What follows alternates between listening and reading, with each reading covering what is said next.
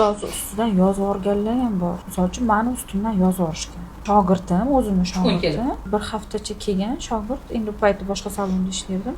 Ozgina o'rgangandek, nima xatolik bo'lgan bu yerda? Meni odamim ko'p paytiga u o'zini отработкasiga model chaqirgan. Meni odamim ko'p.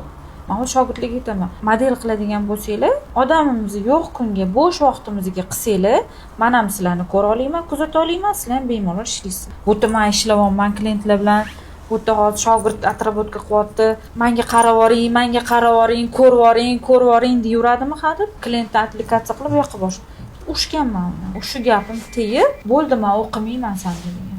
Sen yaxshi emas ekansan. Sen muomalang yomon ekan, men senda o'qimayman deb pulini so'ragan mendan. Sen pulingni beraman deganman, lekin o'qigan qanchadir davomli kunlik pulingni olib qolaman deganman. Chunki men bilim berdim unga. Yo'q, hammasini berasan deb, ular borib ustimdan yozgan.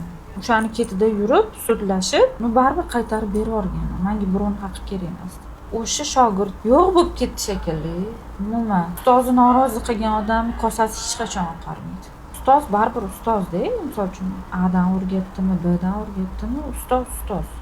Ne otani norozi qilsang kosang oqarmaydi-yu, ustoz otangdek ulug'di, bekorga aytilmagan. Xuddi ota yosh bola tug'ilganda yurishni o'rgatadi, ovqat yeyishni o'rgatadi, gapirishni o'rgatganda, ustoz ham hayotga tayyorlashni o'rgatadi. Shuning uchun ustoz otangdan ulug'di, bekorga